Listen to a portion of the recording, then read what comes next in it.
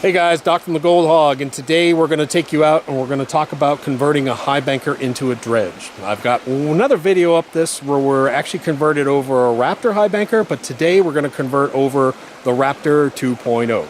And I'm going to include in some tips that anyone can use, which is nice. Not just whether you're having our unit or not, but I'm going to go over a few different tips, a few different setups, things that'll really help you when you're doing this conversion. All right, so we're out here. We've actually tested the test run this already, but I want to show you how we have this set up. This is the new Raptor 2.0, Raptor Flare 2.0. This is brand new for 2016. And we've got it set up and converted into a 2-inch dredge today. And I'm also going to talk about converting it into a 2.5, but today this is the way that it really should be run, the 2-inch dredge.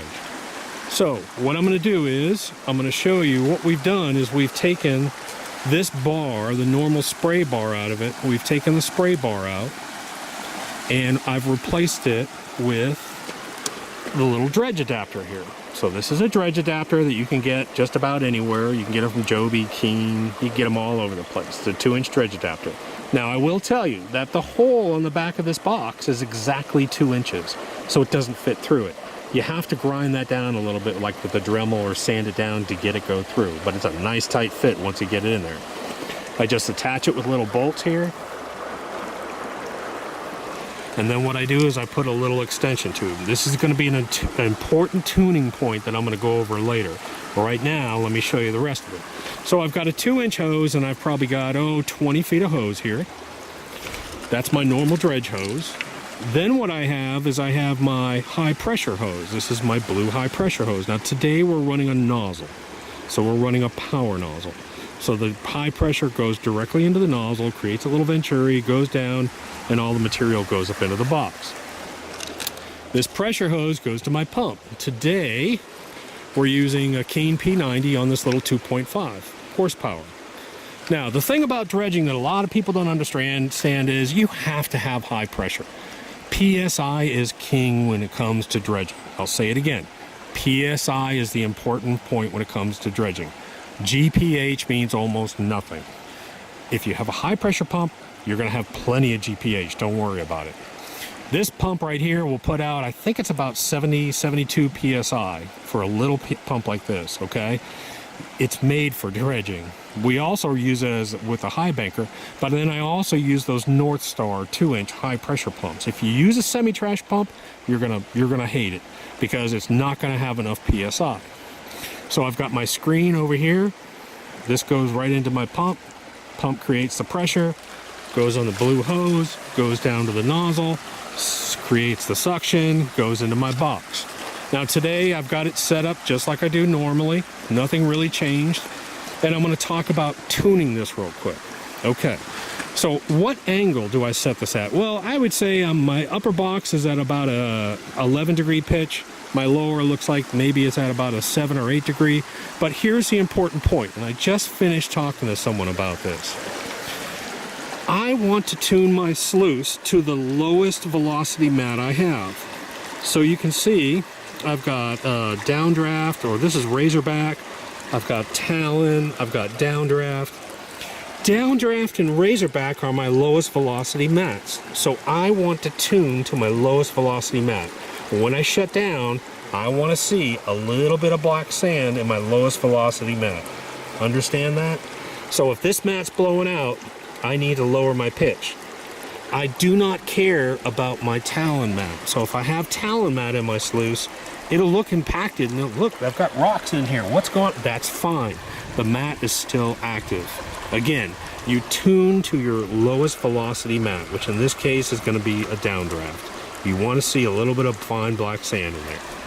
So that's how I tune it. So I start it up, run material through it, make sure it looks good. Everything looks great. So now we can start dredging.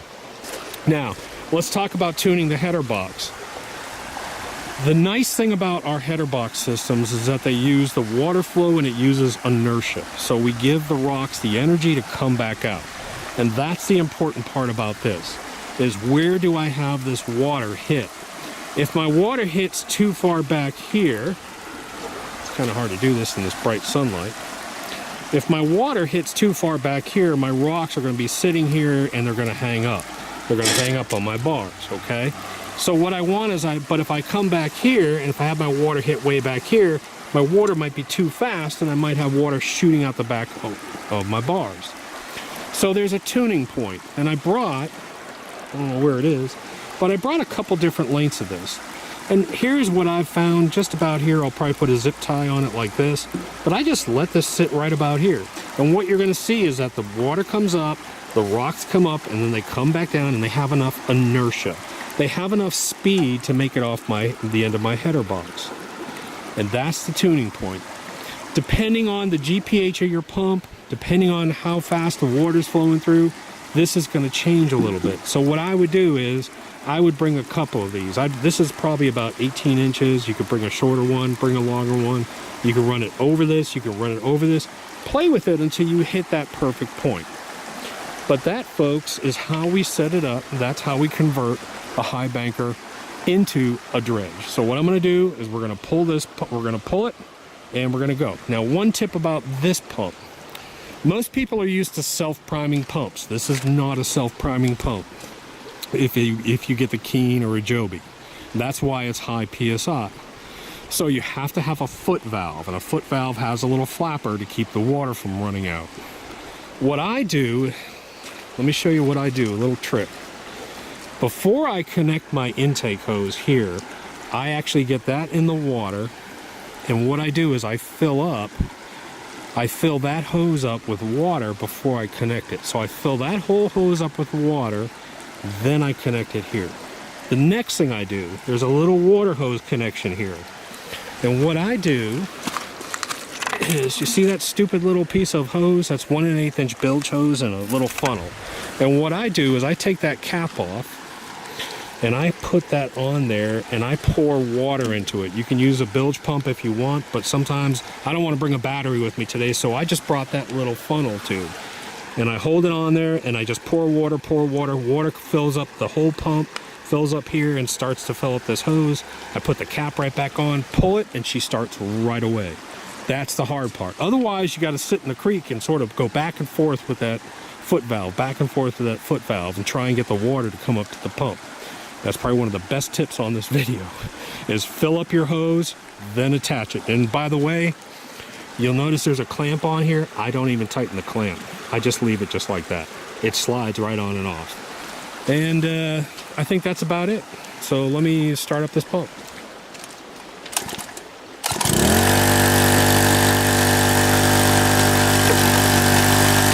So she started up on first pull. She still maintained her prime. What I'm going to do is I'm going to have him show you what the water looks like.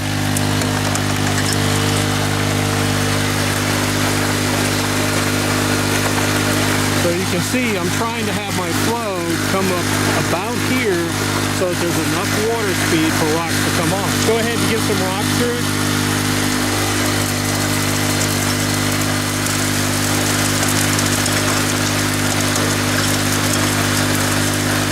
What you can see is that, 95% of my water is going into this box. A little water might come through here.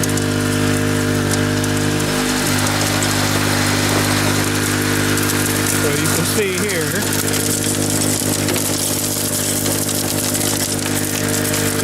there's my reverse ramp ripple. If I need to adjust it, I can adjust it, but it's handling the water just fine. You can see what my mat looks like here. Very fast, lots of exchange, but it's still smooth. Then I come down here, and you can see what I've got. I've got much slower water here, but I can still see everything sort of dancing. And you can see how smooth that lower water section is.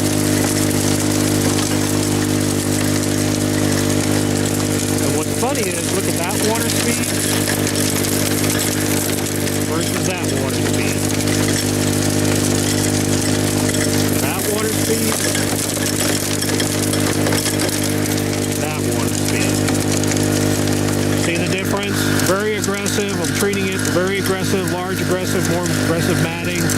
Come down here, boom, everything stops and it gets real slow and smooth. That's the dual zone technology of this unit. It's actually a triple zone because we have a quasi-fluid bed under the header box. We come through 36 inches of fast ripping exchange. Then we come down to very soft and quiet down here. This is exactly what commercial operations do nowadays. Same thing.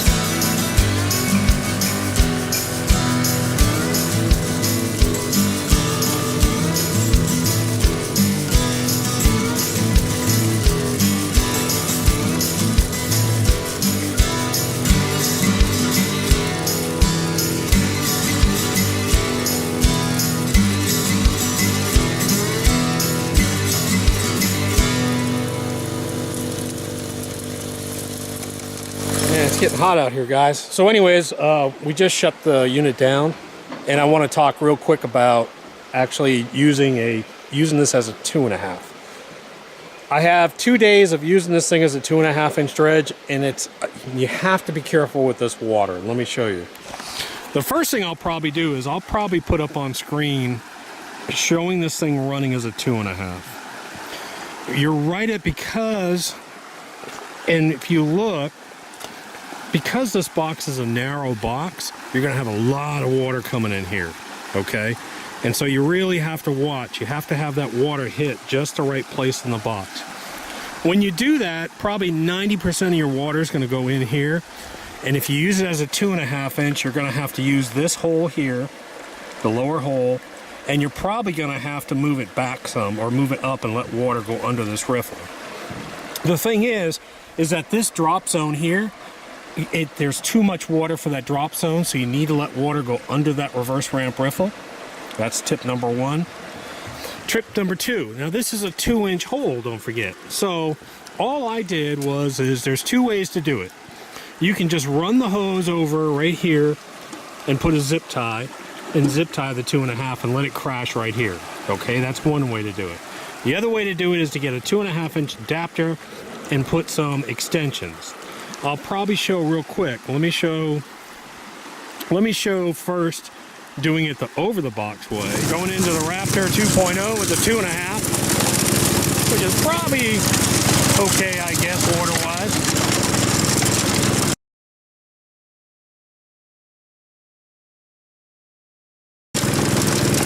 So you can see the pile.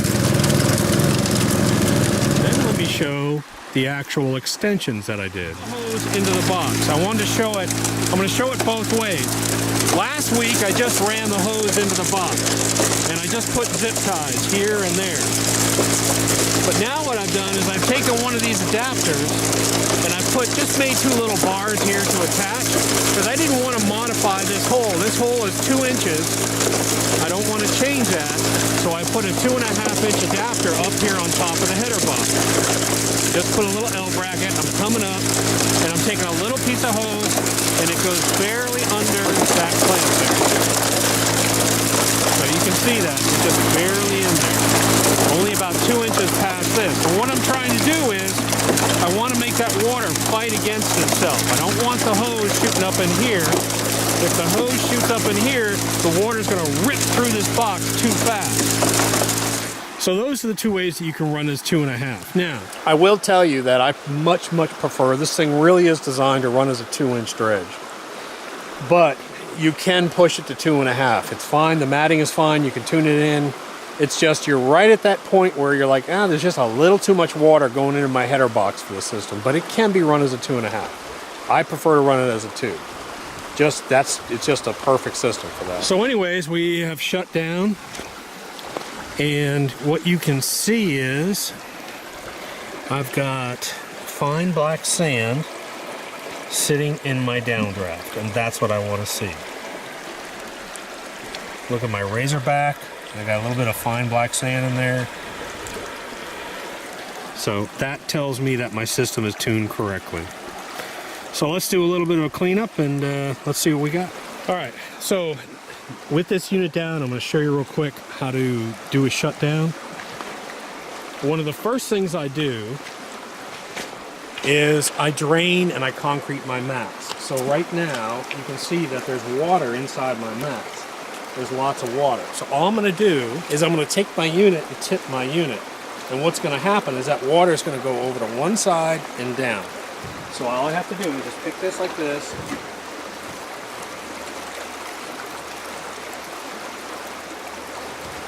All right, now my mats are concreted up. So now I don't have to worry about, as I'm pulling my mat out, that gold sloshing out the sides. It's all rock solid in there. So now all I have to do is there's one screw right here holding this mat in, clean that off. And all I'm going to do is I'm going to stick my finger and run my finger down the side of it, and the mat will slide right out.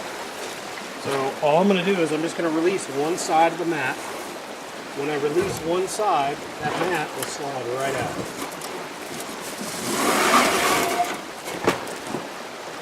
Mat's out, ready to clean. Roll the mat, wash it, you're done. Same thing up here. Let's take a look up here. All right, so I'm hoping that I can get this, but just pull that map up out of my way. There's one, what we're going to do is we're going to release this. So go ahead, let's take this off. So I'm going to take this out. And now you can see that fluid zone right there. Now this is where we find a lot of gold. Right in back here is where we find a lot of gold under this fluid bed. So now there's just one bolt under here. I pop up my L bracket, and now this mat will come right out. But right behind this reverse ramp riffle, you're going to find, if you have any big nuggets, they're going to be sitting back there, but you'll find gems if you have any gems in there too. And I would say probably 80% of our gold will be in this upper section, 20%. That's kind of how it always runs. Here's the lower mat. And you can see it's about, you should expect 1.5 cups, 2 cups of concentrates from this lower mat. So let me just pan it real quick.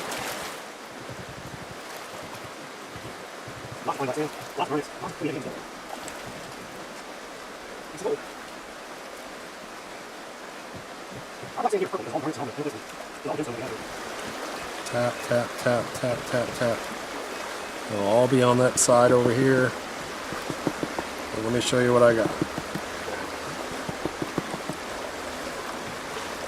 I'm gonna have to get some jet dry. Alrighty. And so this is what I have down in the lower. I would say it's just a couple grains, and there's a bunch of super fine stuff. It's all floating away. See it all floating?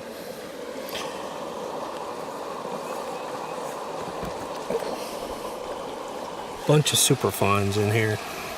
All right, so let's, I've got this upper one now.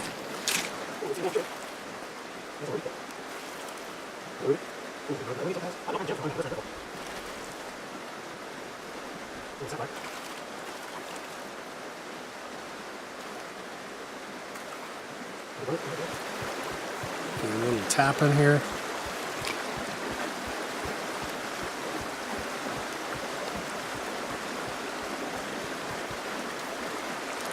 Bring the gold over. Ooh, lead shot. just the usual suspects here.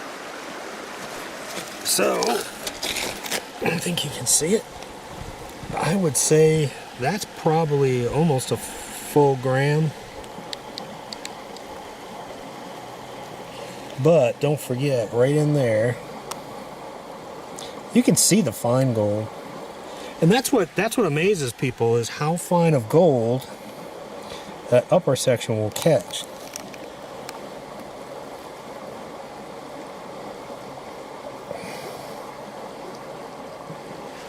So anyways, as usual, there was probably about 80% of my gold in the upper tray, 20% down below, and that's how we run the dredge. So anyways, that's about it, guys. If you have any questions, feel free to use the contact page on our website, or we have a forum out there, the goldprospectingforum.com. Feel free to go there. If you want to see more about the unit, go to goldhighbanker.com. Goldhighbanker.com. That's where you go to see it. Thanks for coming along, guys.